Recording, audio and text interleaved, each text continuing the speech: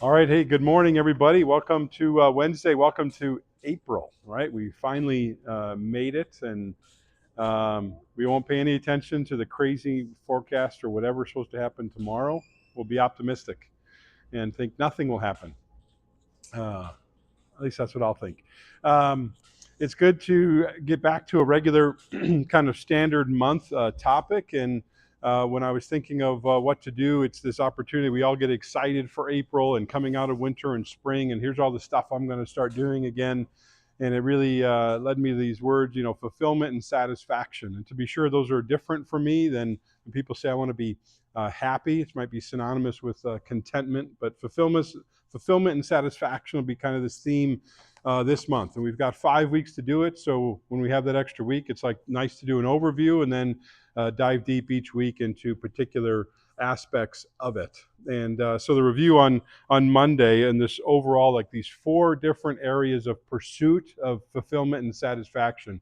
First one just starts with physical. So next week we'll talk through that, just physical activities that give us fulfillment and satisfaction. Oftentimes it's a question of like, what do you do for enjoyment or fun? And people will kind of stare blankly back at me and go, I don't have time for that, or I don't know what that is. And so we're going to spend some time talking of encouragement, of make sure you know what you can do that's guaranteed, right? I had that icon in the email, 100% satisfaction guaranteed. We see that on products, but let's see if we can try and strive for that in these different areas for our life, because you have some really good control and influence over each of these areas.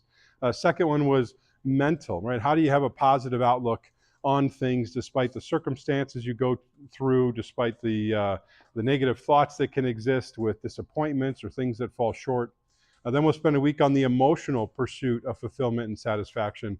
And oftentimes that's about awareness of what emotions are going on in you presently or historically, or the things that are coming before you. So the more you can pay attention to those, the more you can be in control of those, the greater likelihood you have a higher level of fulfillment and satisfaction in that emotional part of your life.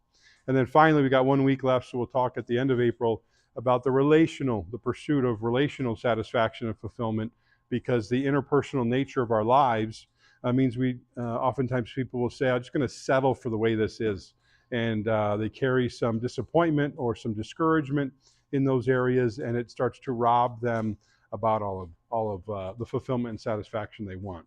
So you can see how it puts these different puzzle pieces together for an overall level of fulfillment and satisfaction in your life, and that's why it's going to be a good month to strive. So people have a bunch of energy they have to pour into things. And as we start the month, I was really wanting everyone to take a step back and look and think, what is the central mission of your life? Because that's a part of what leads to fulfillment and satisfaction as well, right? Is there a greater purpose or mission that brings you clarity?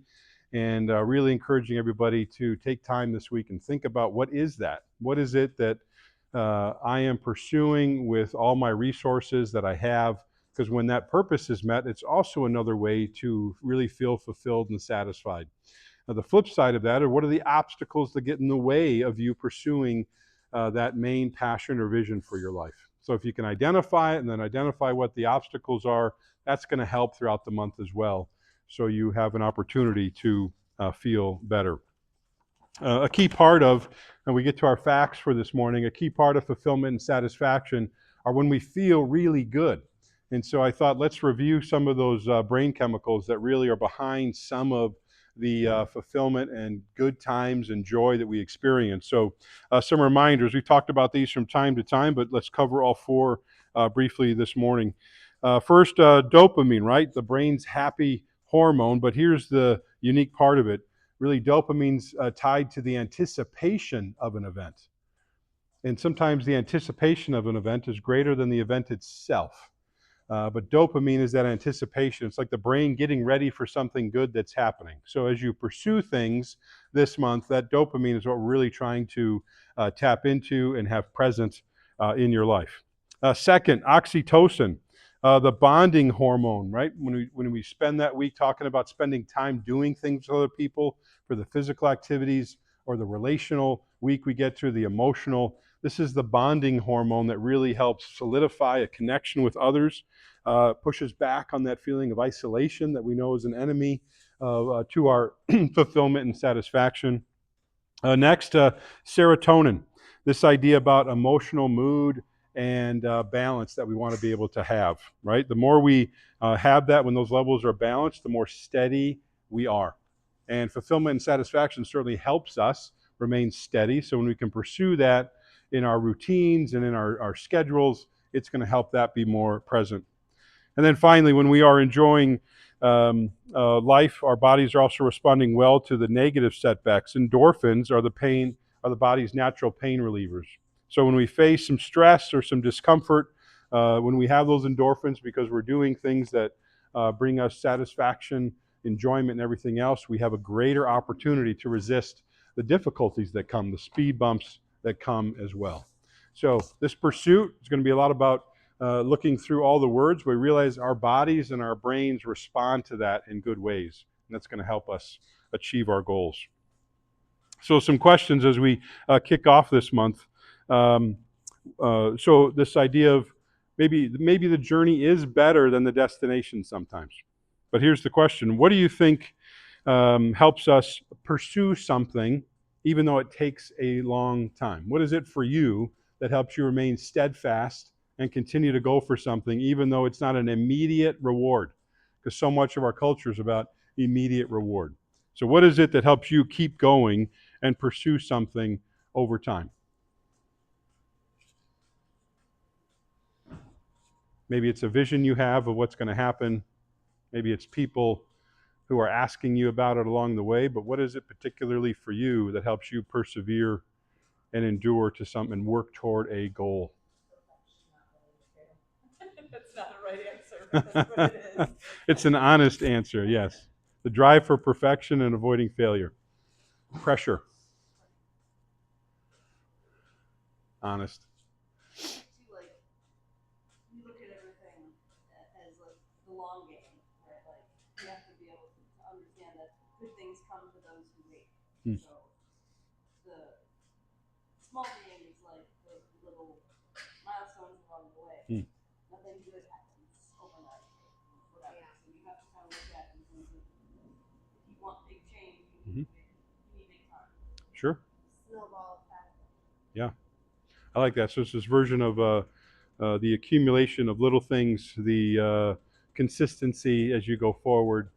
I think that's a really good way to be present as you go through each day. That you have an opportunity to see the good that's happening and realize I'm still on the right path. And in a month like this, fulfillment and satisfaction isn't necessarily the goal, the destination. It's something I want people to experience daily. That they know there are things that are happening each day that fulfill them and are satisfying, and they create positive momentum toward those goals that they have in each of these areas: physical, mental, emotional, or relational. So, follow-up question: when you face something that sets you back toward that goal, what's the best way to respond to it for you? You just quit and give up and turn around and scratch it and come up with a new goal, or what helps you to not quit? Figure out why you couldn't reach it and then do it again. Okay, a little self-assessment in that moment. It's good.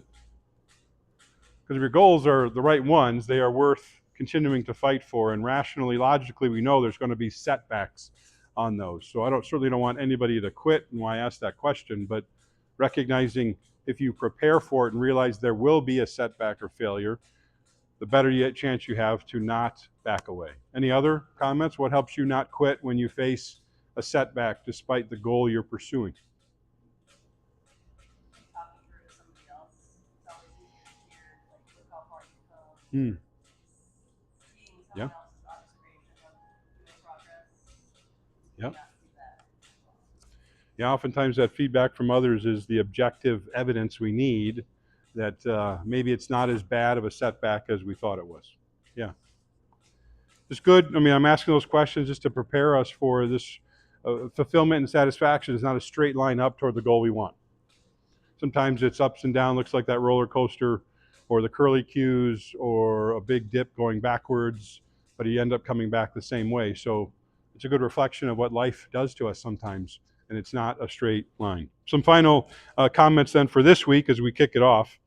The reasons that you pursue something for fulfillment and satisfaction, they have to be sustainable. The goal has to be sustainable in each one of these areas, right? Whatever you set for a physical pursuit, mental, emotional, relational, they have to be sustainable and realistic. So as you think about some of those goals, it's going to be a way that I write or we talk about making sure that's legitimate. Like the changes have to be measurable. They can't happen overnight, as we've said some this morning, but they also have to recognize that fulfillment and satisfaction are not a state that people get to and it just stays the same. It's something to care for, something to pursue, something to manage, because there's so many threats and distractions and things that will impact it. Second, there are going to be obstacles to that, right? Are those obstacles inside of your own head, negative self-talk, criticism, self-doubts from the past, or are they external obstacles, other people, distractions, time, technology, those other kind of things? So you have to be able to identify ways to overcome those to achieve the fulfillment and satisfaction you want. And sometimes the realistic part is when those are mitigated, you spend time mitigating the obstacles so you can have as much fulfillment and satisfaction that you can in a particular moment or a particular life stage. Rarely is fulfillment and satisfaction present without any kind of obstacle present. It's more of finding your pathway through those obstacles and it will go well.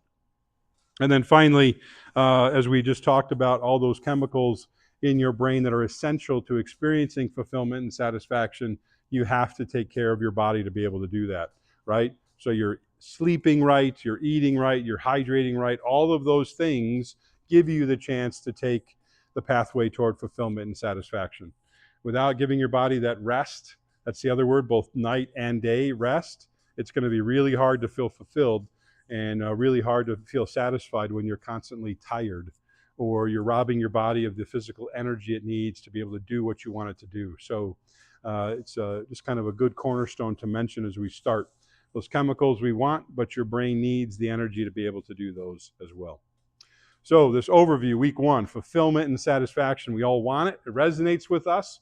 So let's see how we can get there. It definitely builds off of our Pearl Street Way we talked about to kick off the year.